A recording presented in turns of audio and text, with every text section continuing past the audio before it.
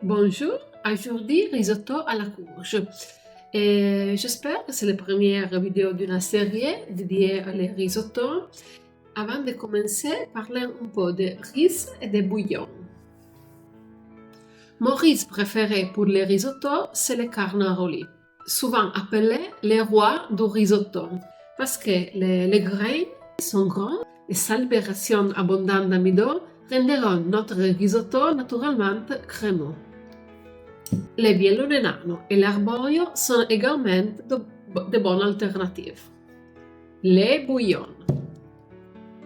Le bouillon était très important dans notre risotto car apportera un part importante de goût, de saveur. Aujourd'hui, nous allons faire une version vraiment super simple du bouillon et nous allons simplement ajouter le risotto avec un passoire. Mais si vous êtes vraiment pressé ou si vous n'avez pas les ingrédients, vous pouvez également utiliser ces bouillons cubes prêts à l'emploi. Et n'oubliez pas, je vous laisse la recette et tous les ingrédients importants dans la description. Comme ça, vous ne ratez rien, même si ma prononciation n'est pas parfaite. Allons-y.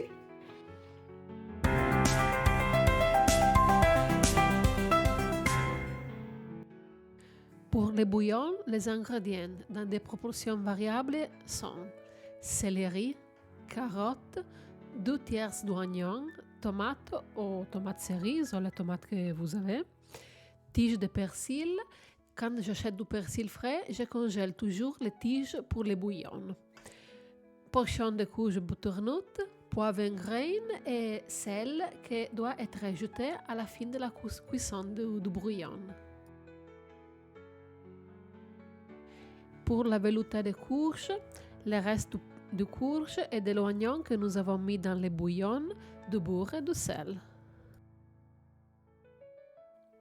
Et pour le risotto, 160 g de riz carnaroli, 30 ou 40 g de parmigiano reggiano, 20-30 g de beurre doux.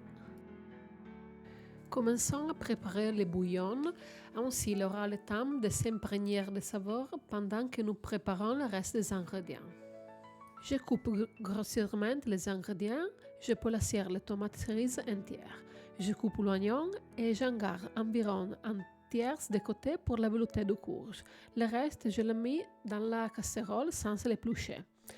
Je mets de côté les tiers restants épluchés. Je coupe la courge, j'enlève les graines à l'aide d'une cuillère et j'enlève la peau. Je mets quelques morceaux dans le bouillon. J'ajoute les tiges de persil et les graines de poivre entières. J'ajoute l'eau qui doit être le double du poids des ingrédients. Si mes ingrédients pèsent 400 g, j'ajouterai 800 g d'eau. Faire cuire à feu moyen, il ne doit pas bouillir excessivement, mais faire juste des petites boules. J'utilise les cuisinières électriques, mais seulement parce que je n'ai pas assez de casserole. À ce stade, j'ai fini de couper les courges en petits dés et je mince l'oignon. Dans une casserole, je fais fondre le beurre.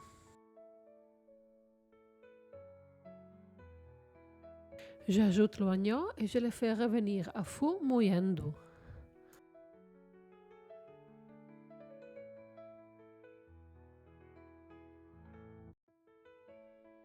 J'ajoute la courge.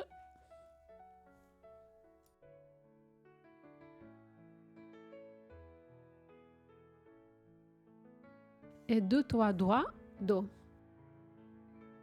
Je couvre et je fais cuire jusqu'à la courge sera cuite et tendre, environ une vingtaine de minutes.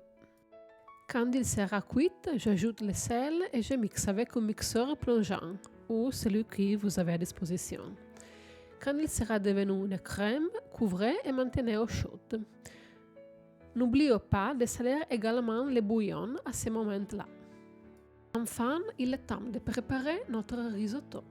Comme j'ai déjà mis l'oignon dans la crème de courge, pour cette fois, je décide de faire torréfier le riz sans matière grasse.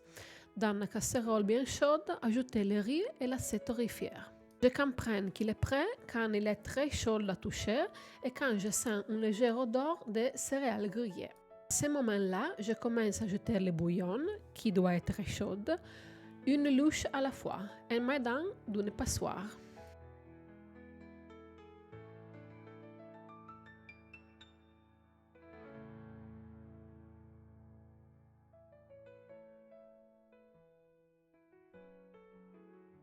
Après 2 minutes, je commence à ajouter la crème de courge.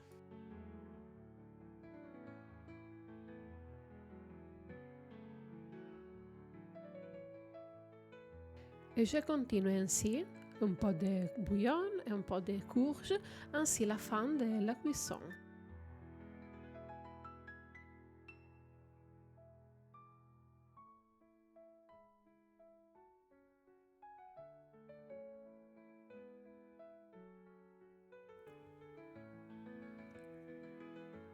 Il ne faut pas mélanger continuellement, mais faites attention à ce que le risotto ne colle pas à la casserole et que l'eau ne sèche pas trop. Faire du risotto n'est pas difficile, mais c'est la préparation qui requiert notre présence pour ajouter le liquide et mélanger au moment opportun.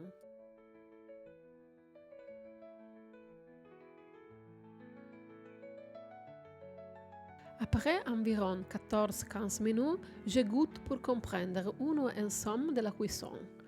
Le riz est encore légèrement dur, mais pas trop, donc je procède à l'ajout des derniers tours de courge et de bouillon et je laisse absorber, mais pas trop. Il doit rester assez liquide. Naturellement, vous pouvez conserver la crème de courge et le bouillon qui pourrait rester au réfrigérateur pendant quelques jours ou les congeler pour d'autres plats. En ce moment-là, je retire du feu et j'ajoute le beurre, qui doit être bien froid. Je mélange juste un peu, puis j'ajoute le parmesan et je mélange énergiquement. Encore un peu de parmesan. Une dernière mélange. Allemande et bien crémeux.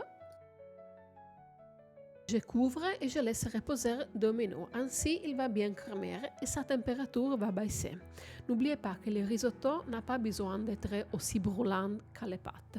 Au contraire, servi à 50-55 degrés, il sera parfait. Et bon appétit!